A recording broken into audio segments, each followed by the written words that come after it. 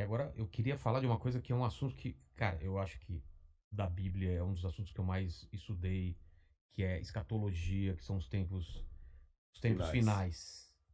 O que está acontecendo? A gente está vivendo os tempos finais, há sinais, segundo a Bíblia, proféticos, e a gente não falou dessa pedra Ah, tá. Isso também. aqui é uma coisa simples. Depois eu falo Tá dela. bom.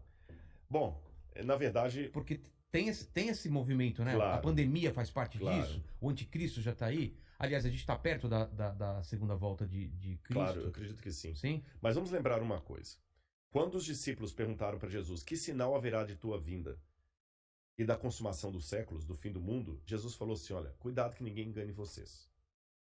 Porque Primeira coisa que ele já virão, falou. cuidado, virão muitos em meu nome dizendo: Eu sou o Cristo, enganarão a muitos. Certamente, isso está em Mateus capítulo 24. Depois, quem tiver uma Bíblia em casa, procure em Mateus capítulo 24. Ele fala o seguinte: Certamente vocês ouvirão falar de guerras e rumores de guerras. Não se assustem, ainda não é o fim. Se levantará nação contra nação, reino contra reino. Haverá fomes e terremotos em vários lugares.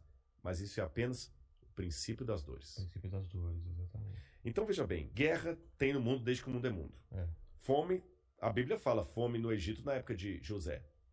Então não vou falar assim: o mundo está chegando ao fim porque está tendo guerra.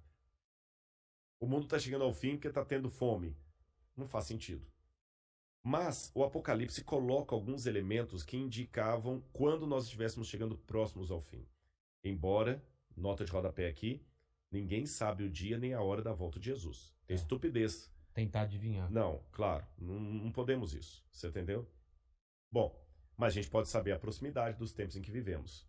Então tem algumas coisas no Apocalipse que são características do tempo do fim. Exemplo, Apocalipse 11:19. Diz assim: As nações ficaram iradas. Chegou, porém, o juízo de Deus, e o tempo determinado para ele dar o prêmio aos seus santos e aos profetas, e o tempo para destruir os que estão destruindo a terra. Ora, na época de Cristo não tinha como destruir a terra. O Apocalipse estava fazendo uma profecia de uma época em que a terra poderia ser destruída por seres humanos, coisa que na época do Apocalipse não tinha como. E ele fala depois das pragas de Deus que iriam cair. Essas pragas não caíram ainda, mas os vislumbres dela... Não caíram? Não, A peste não é. a do Apocalipse, né? É.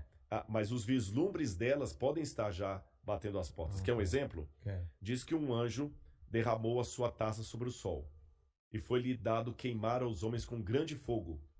Os homens se queimavam com um intenso calor e blasfemavam o nome de Deus que tinha autoridade sobre essa praga.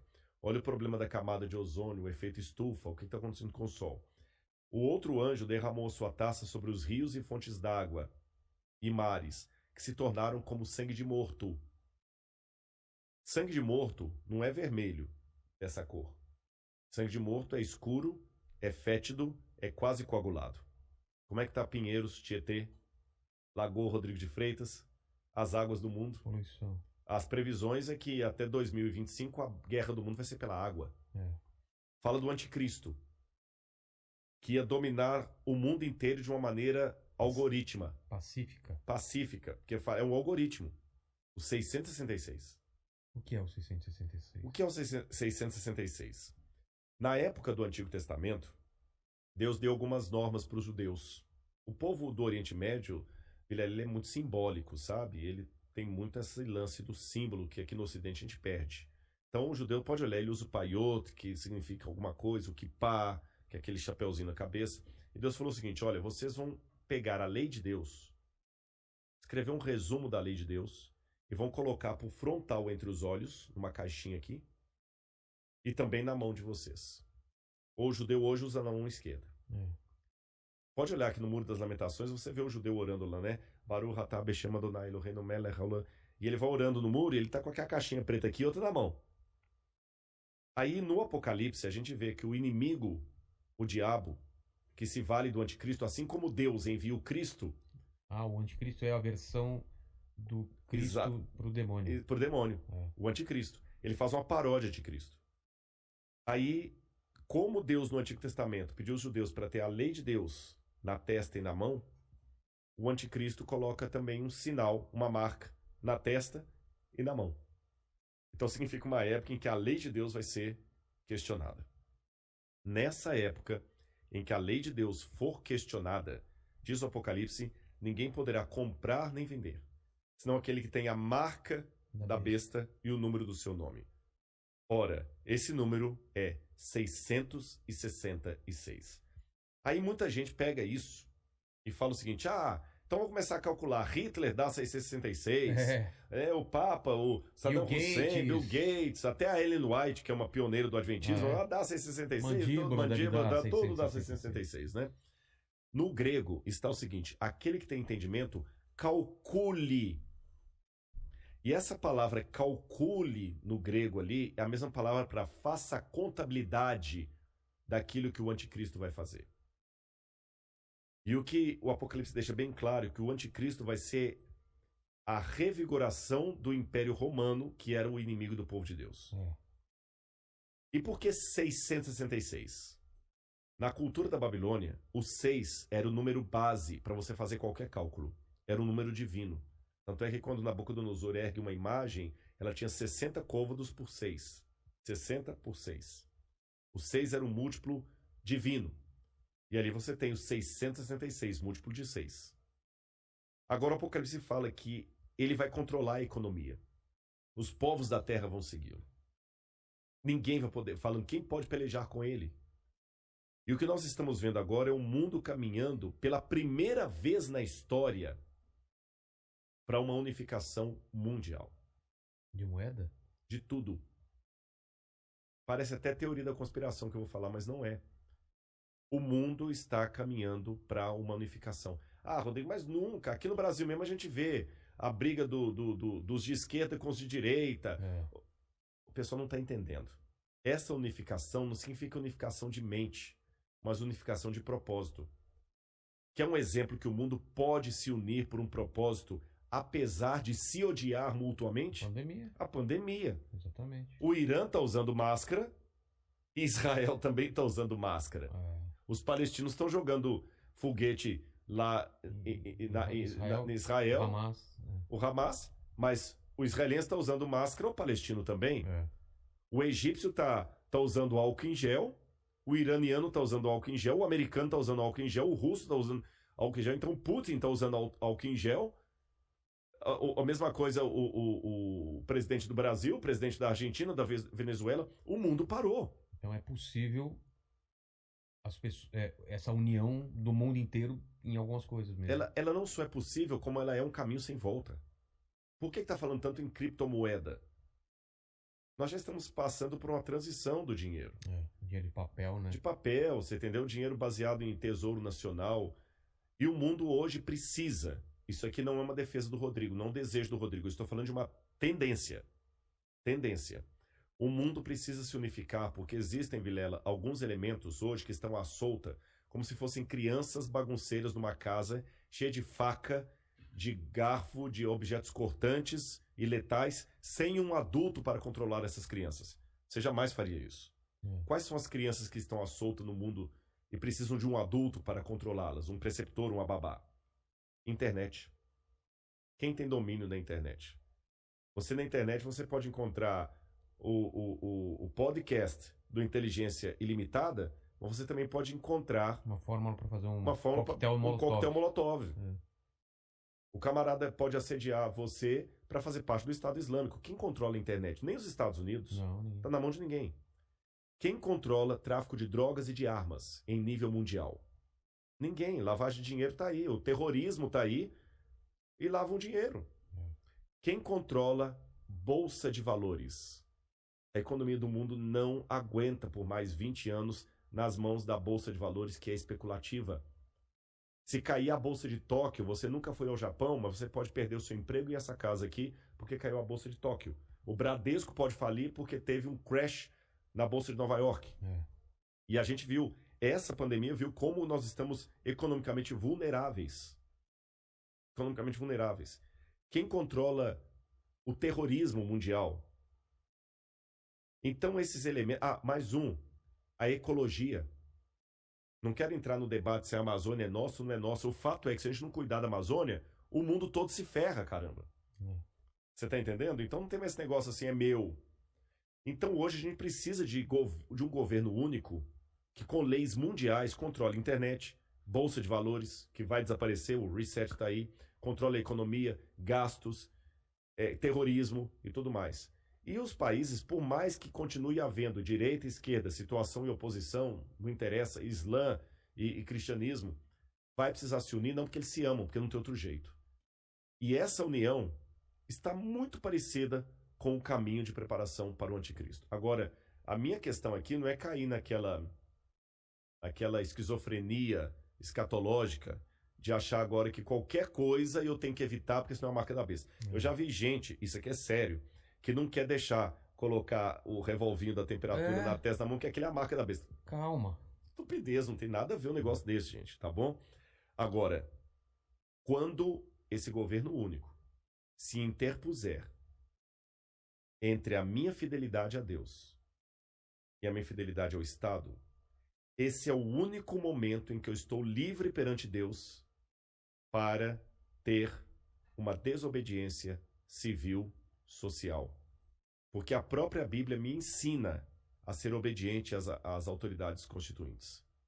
Mesmo quando Nero estava no poder, Pedro escreveu: respeitem as autoridades constituídas. A César o que é de César. Dai César o que é de César. Pague os impostos. Seja um bom cidadão. Que a crise não venha por culpa de vocês. A Bíblia me ensina a ser um bom cidadão. Porém, a própria Bíblia fala: quando o governo der uma ordem, a Bíblia não diz isso explicitamente, diz assim, em termos filosóficos: sim, quando o governo der uma lei que vá contra os mandamentos da lei de Deus, como os companheiros de Daniel na Babilônia, enfrente a morte se preciso for, mas não ceda. Talvez essa seja a diferença de um teólogo apaixonado por Deus e pela Bíblia e alguém que simplesmente é um acadêmico livre. Porque que especialista em literatura inglesa, em sã consciência, teria coragem de morrer por sua interpretação de Shakespeare? Mas a Bíblia é um livro que já levou muitos ao martírio para não abrir mão daquilo que a Bíblia ensina. Falou que a segunda vinda de Cristo está próxima. Mas, segundo os eventos, o anticristo chega antes. Chega antes. Ele antecede a volta de Jesus. E já está por aqui? Você acha? Eu acredito assim, lendo a Bíblia, o anticristo, ele é um poder, era o poder romano, porque João já falava lá, o anticristo já opera entre nós. E João fala, muitos anticristos já saíram pelo mundo. Ele só está aguardando aquilo que o detém. Então o anticristo naquele tempo era Roma. Os exegetas veem, a besta era Roma. Só que a Bíblia fala, através do apóstolo Paulo, que havia uma grande apostasia do povo de Deus. Que palavra é essa, apostasia? Eles abandonariam a fé, se uniriam a Roma, e Roma no futuro voltaria travestida de cristã, por isso que é o anticristo, nome que não aparece no Apocalipse, mas aparece nas epístolas de João. Tá. Anticristo, anti em grego é aquele que toma o lugar de. Então o anticristo é aquele que toma o lugar de Cristo e vai dominar o mundo. Então a minha sugestão para todos é o seguinte: fiquem atentos às propostas governamentais. Qualquer coisa que não infrinja a minha fé naquilo que eu entendo pela Bíblia ser o correto, eu vou seguir. Eu vou me vacinar.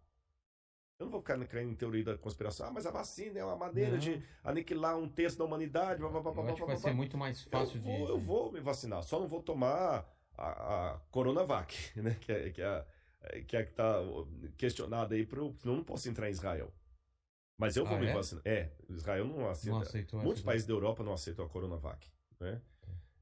Lamento o Butantan aí, mas a menos que mude o cenário, a Coronavac não está sendo aceita. A Pfizer, ou a Moderna, ou a outra, lá de Oxford. Essas são aceitas. Mas eu vou me vacinar. Você está entendendo? Agora, não vou cair em teoria da conspiração. Agora, o dia que houver uma lei que se interpuser entre a minha fidelidade e aquilo que Deus pediu de mim, aí eu estou disposto a enfrentar até a morte. E você acredita que o arrebatamento vai acontecer antes dos 7 anos disso, que seriam aquele período de 3 anos e meio, 3 anos e meio, Uhum. né?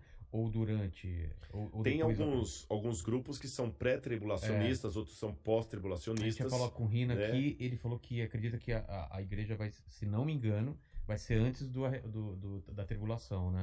Eu acredito que a igreja passará pela grande tribulação, Vivenciando? vivenciando. Eu acredito que Ah, sim. é? Por várias razões. A primeira delas, você sabe que toda doutrina de arrebatamento da igreja, dispensacionalismo, Arrebatamento, pro pessoal que não tá acostumado, como você explicaria? tá, eu vou resumir o que é o arrebatamento. Tá. Vocês já ouviram falar, pessoal, aqui num filme chamado Deixados para Trás, de Tim LaHaye, Eu vi, mas eu não Left sei. Behind, né? Talvez o pessoal ainda vão criar uma tecnologia que a gente fala assim, eu ouvi, a gente vai ouvir, né? Já ouvi aqui. O pessoal, esse filme mostra mais ou menos essa ideia. A ideia do arrebatamento é que o anticristo será um líder mundial, carismático, e quando ele começar a dominar a Terra, um pouco antes dele exercer sua hegemonia, a igreja vai começar a desaparecer. Pessoas. Vai sumindo. O avião vai ficar desgovernado, Aqui, vai tá cair. aqui, o mandíbula então, desapareceu lá. samba, então vai ficar só a roupa lá e tudo e tal. Aqueles que estudam a profecia vão entender que ali foi a igreja que foi arrebatada. E quem ficar para trás é que não estava suficientemente espiritual para ser levantado. Aí vão começar 7 anos de sofrimento na terra em que o anticristo vai dominar. E ele vai perseguir aqueles que não estavam tão bem preparados. Muitos judeus nessa época vão se converter. E depois desses 7 anos é que Cristo vem com poder e grande glória com aqueles que foram arrebatados para estabelecer o reino dele de 1000 anos. O milênio. Mas a igreja mesmo não estará nessa tribulação de 7 anos, será tirada antes. Isso é o que diz a doutrina chamada doutrina do arrebatamento secreto ou dispensacionalismo. Eu, Rodrigo, particularmente, eu não sou adepto a essa visão de fim de mundo. Por quais razões? Vou tentar resumir aqui para não ser muito prolixo, que o nosso horário até já está bem avançado. E daqui a pouco eu tenho que pegar a estrada para ir... Caramba! Mas nós já vamos terminando aqui. Essa doutrina do dispensacionalismo, ela só passou a existir, sabe por quê? Houve um padre que ele, dominicano, Francisco Rivera. Esse padre Francisco Rivera, ele via que os protestantes entendiam que o anticristo era o domínio católico sobre a cristandade. Então esse padre, para tirar os olhos do papado, ele criou 2 coisas. Deu uma ênfase a uma ideia preterista, que o anticristo era Nero, e que a volta de Jesus será o seguinte, que o anticristo é alguém que vai surgir ateu no futuro e que a igreja não estaria aqui. Aí, a ideia desse padre passou para um homem chamado Darby, um pregador. Isso eu estou falando já no começo do século XX. Darby começou a pregar aquilo, começou a empolgar, começou a dar mais ênfase, sistematizou tudo isso que eu estou falando. Aí veio, depois de Darby, veio Scofield e criou a Bíblia Anotada de Scofield, que se tornou a Bíblia de todos os protestantes. E na Bíblia de Scofield estava essa doutrina que ele aprendeu de Darby. E depois de Scofield, outros pregadores renomados começaram a propagar a ideia do dispensacionalismo, especialmente o Tim LaHaye, que ficou muito famoso. E isso hoje emplacou, especialmente no mundo evangélico, como sendo a visão de fim de mundo. Só que se você olhar atrás da história do cristianismo, o dispensacionalismo, com o arrebatamento da igreja, 7 anos de tribulação, tudo mais, não fazia parte nem dos ensinos de Lutero, nem de Calvino, nem de Zwinglio, nem de John Wesley, dos metodistas, nem dos cátaros, nem dos albingenses, nem nenhum dos que viveram a história do cristianismo. Dos protestantes, nem os cátaros, como eu falei, nem os valdenses, nenhum deles ensinaram isso. Nem a igreja católica ensinou isso. Se você for recuando mais, nem os pais da igreja ensinaram isso. Então, se fosse uma doutrina verdadeira, a gente tinha que admitir que é uma doutrina que ficou por 2000 anos. Vigente? Não, nem vigente. Inesquecida. ignorada. Ignorada. Porque em 2000 anos de cristianismo... Você falando dessa visão que foram os romanos, Não, essa visão do anticristo como sendo alguém que vai vir, os 7 anos, a igreja arrebatada tá, antes. essa visão. 2000 anos, essa visão ficou completamente desconhecida do cristianismo. E veio à tona... Não tem nenhum autor cristão que fala dela. Começou com Francisco Rivera, padre, e depois Darby e Hal Lindsey também, que vai vir depois de Hal Lindsey com Tim LaHaye, que vão propagar isso aí. E espalhou no mundo gospel. Mas, biblicamente, eu tenho dificuldade de aceitá-la por algumas razões. Em primeiro lugar, a volta de Jesus na Bíblia é descrita, e quando eu falo eu acredito assim, eu estou falando Lutero, Zwinglio, Calvino, todo esse pessoal aí, né? Ela será com poder e grande glória. Todo olho o verá. Até aqueles que o traspassaram. A Bíblia não fala de um arrebatamento secreto. Não fala. Mas como é? Mas Rodrigo, lá em Tessalonicenses fala, seremos arrebatados no abrir e fechar de olhos. A palavra arrebatados ali significa tirado de um lugar e levado para outro. Não fala em arrebatamento secreto. Jesus fala, porque assim como o relâmpago que sai do Oriente e se mostra até no Ocidente, assim há de ser a vinda do Filho do Homem. Então não é uma coisa secreta. Com essas coisas em mente, outro detalhe, o Apocalipse fala que Deus guardará o povo dele na aprovação que há de vir. Algumas traduções falam da aprovação. Guardará em meio à aprovação. Tá certo? A Arca de Noé, que é tomada por modelo de muitos, até em Jesus também, que fala, assim como foi nos dias do dilúvio, será na vinda do Filho do Homem, a família de Noé que foi salva, ela foi protegida do dilúvio, mas não retirada do dilúvio. Foi ela protegida, mas passou pelo ela dilúvio. passou. Então, com esses e outros elementos, que eu precisaria de mais tempo para Entendi, mas eu entendi a visão. eu acredito que Jesus vai voltar com poder e grande glória depois do período da grande tribulação. A grande tribulação antecipa a volta de Jesus, porque Mateus fala, logo em seguida, a tribulação daqueles dias, fala da Idade Média, o sol escurecerá, a lua não dará sua claridade, etc, etc, etc, etc. E depois Daniel fala também que haveria um grande tempo de angústia, o qual nunca houve. Aí vem a vinda de Cristo. Tá certo? E nesse tempo de angústia, o qual nunca houve, o povo de Deus vai ser perseguido pelo anticristo e pelos que aderirem ao anticristo. Eu não sei se eu estarei vivo nessa época, mas se eu estiver, eu peço a Deus que eu fique firme ao lado de Deus e você também. Amém. E a volta de Cristo é aquela esperança que acalenta o nosso coração. Está perto. Eu não posso dizer quão perto, mas está próxima. Você diz nossa geração. Nossa geração. Caramba. A única coisa que eu digo, para não ficar marcando data, é só uma atenção, e essa aqui é para quem é crente.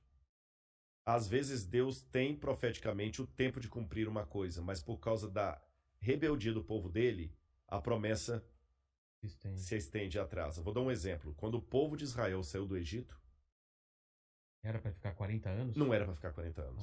Entendi. Então, se você tivesse conversando comigo na época que as pragas estivessem caindo no Egito e estivesse fazendo esse podcast, e aí? Lá em Mênfis, e me perguntaram assim, Rodrigo, na sua opinião, a libertação do povo hebreu está próxima? Eu falo assim, olha, pelo que eu estou vendo dos indícios, o rio Nilo se tornando em sangue, os animais morrendo, está muito próxima a libertação do povo de Deus. E de fato estava, tanto é que na Páscoa eles saíram. Só que eles saíram do Egito, mas o Egito não saiu deles. Resultado, ficaram 40 anos morgando no deserto. Então eu te dou a mesma resposta. Olhando o cenário mundial hoje, a nossa libertação está muito perto. Eu espero que nós não precisemos ficar 40 anos vagueando no deserto por causa da nossa falta de fé, da nossa falta de compromisso com as coisas de Deus. Maravilha. Obrigado, Rodrigo. Eu que agradeço.